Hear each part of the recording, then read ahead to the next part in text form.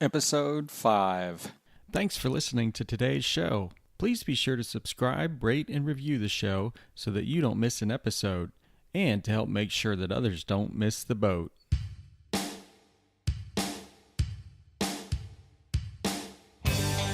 Welcome to the Telltale Fisherman podcast, where avid anglers share the story of their best fishing day ever to inspire yours. Now it's time for another epic adventure. So here's your host, John Woodson.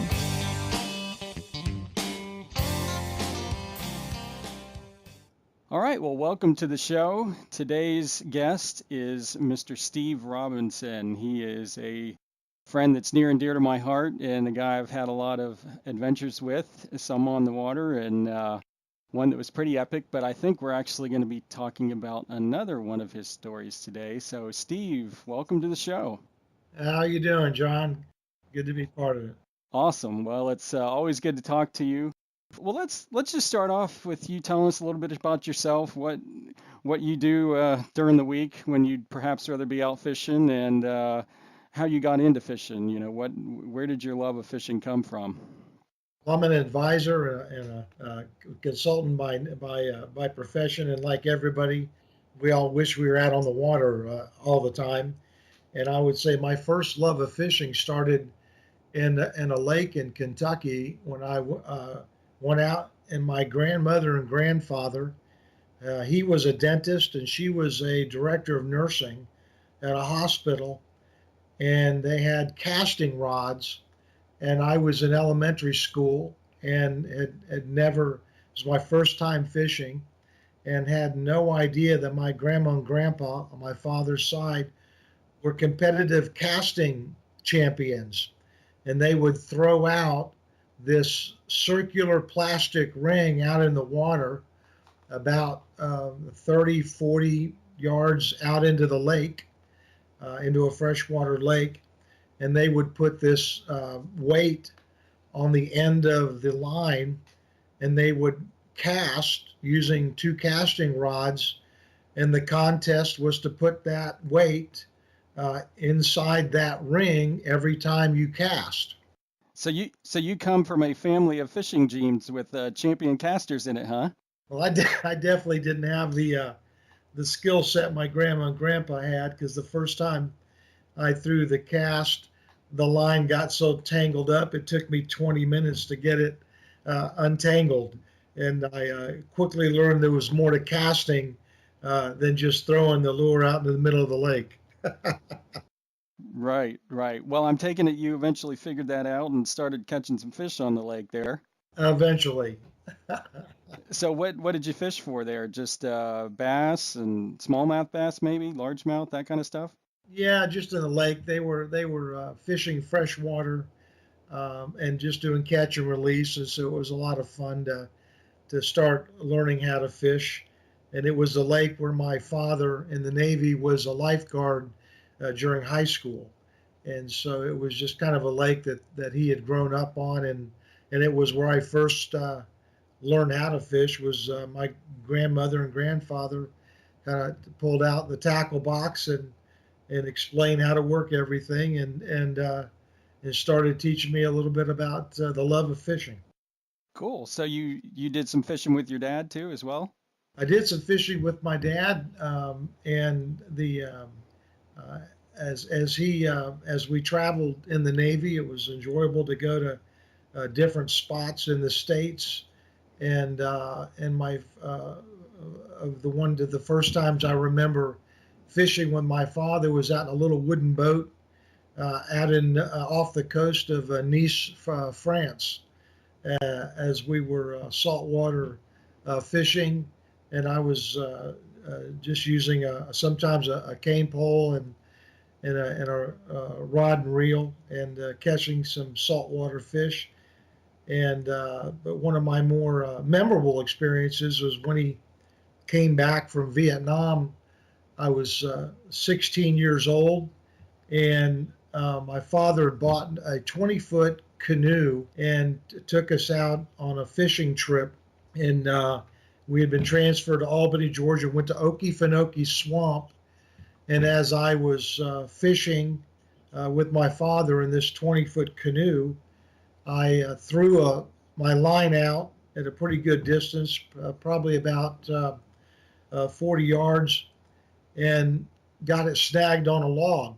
And so it was a pretty expensive lure that I had bought, and I was pretty frustrated.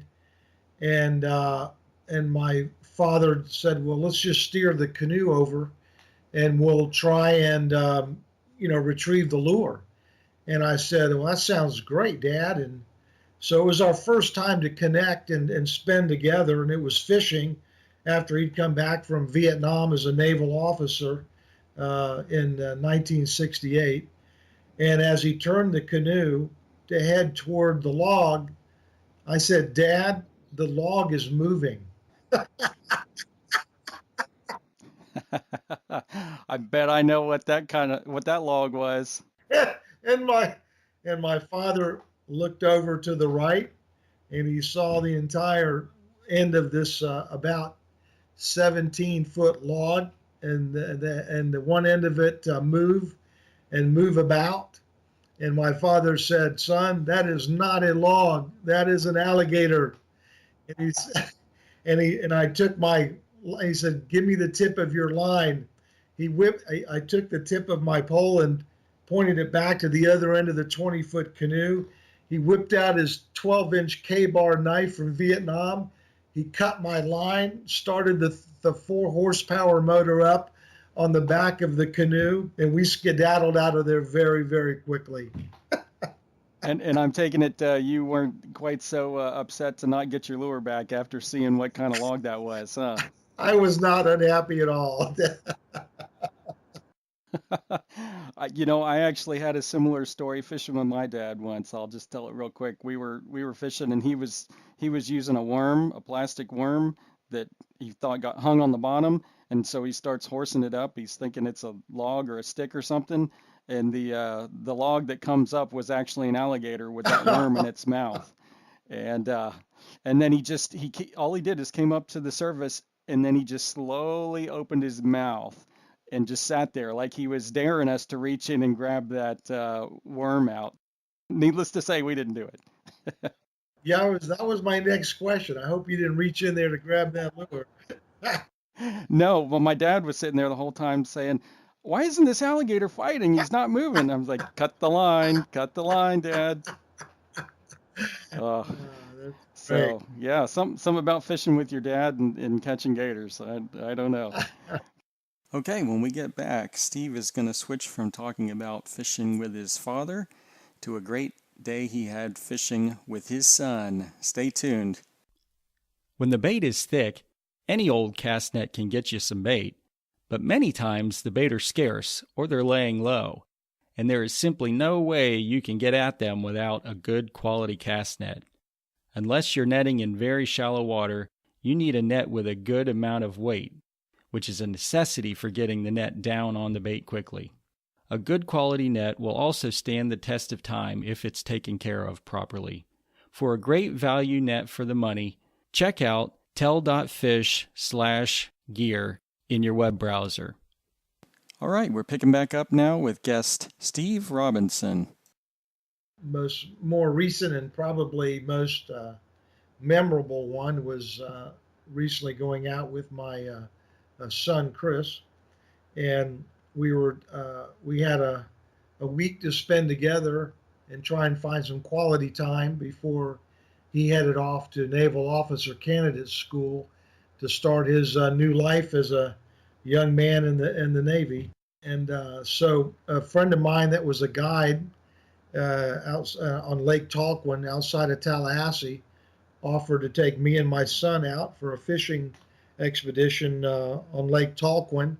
It was very nice, and we went out on very early one morning on a really beautiful morning, and he found us just an absolutely lovely spot, and it just gave us time to spend together and reflect and have some real quality time. And we're sitting there watching a family of 5 turtles sitting there on a log and some lily pads as we were out there starting the morning off doing some bass fishing, and Chris got the first bite, and he brought up probably one of the smallest fish that I've ever seen. did, did did you get a picture with it? And Oh yes, and it could easily fit, in the palm of his hand. And we had a a pretty good laugh about that one. And obviously after that we did some crappie fishing, and we caught some nice crappie, and that were incredible. And Mom put on the grill later, but the best part of that fishing expedition was you could tell he wanted to try and catch a bass or some kind of fish that would give him a little bit of activity and play and fight that day. So while he and the guide were fishing for bass, I just rigged up a worm to go float on the bottom to see if I could luck up and maybe catch a big catfish to tangle with. And as we were sitting there very, very quietly, not having much luck catching any bass at the time, the next thing I know, my rod was sitting down on the side of the boat, attached just to one of the connectors, and I didn't even have my hands on it, and the tip of my rod was bent over and went all the way into the water. And I thought my line was going to snap, and my son looked over at me, and and his mouth just kind of opened, and he didn't even know what to say, because both of us realized there's a good sized fish on the end of this rod. oh yeah. And so I pulled up the rod out of the holder, and I handed it to my son. And to see the look on his face when I handed him that rod for him to handle and bring in that fish was just something you can never forget. And I looked at him and I said, "Bring him in." and and I said, "It's your fish now." And he spent about the next 10 minutes fighting this catfish to bring him in to the boat, and finally brought that thing up to the side of the boat. And there was so much action on that catfish, we had to get a net just to get him into the boat. And to see his face and to see the smile on his face after spending all that time and effort it took to get that catfish in the boat, and then holding it up afterwards, that was a very fun moment for father and son. Wow. That's pretty cool. So do you think the expression on his face was more surprise that you would actually give up the rod, or excitement that he was going to get to catch the fish? Very, very, very much. Oh man. So how big of a fish was it, do you think? It was the catfish was a couple of feet long, and it was, I don't know what it weighed, but it put up it was pretty heavy. It put up a really good fight, and it went under the boat at one point and took off in the other direction, and to where we had to turn the boat around in order to go after it and bring it in. It was an ordeal, and it was a lot of fun. Oh yeah, when they start diving under the boat and you got to dodge and weave and run around one side and the other, man, that's when it gets fun. Well, that's awesome. So, who was the guide you went out with that day? Do you remember? No, I just remember his name was John, and he was retired and grandpa literally in his late 70s. Oh, okay. And he had been on that lake for many, many years, and had bumped into him down at the restaurant in Lake Tahquin, and going out to eat dinner out there at the restaurant, and had met him a couple of times. And when he had a chance to meet Chris, that's when he found out Chris was heading off to Naval Officer Candidate School. He wanted to honor Chris by taking him out fishing, and he said, "Hey, how about if you bring, we get you and your dad and let's go, spend a morning fishing. And my son was quite excited about that as well as myself. Oh yeah, what an awesome thing! It really is amazing to see what the folks do these days for some of our brave men and women who serve, to thank them. It's just really cool to see that. Very much so. We were very honored. Absolutely. Well, Steve, I am honored that you would take the time to share that story with us. And catching big catfish is always an epic day on the water, but especially when you get to do it like that, the last big trip with your son before you send him off.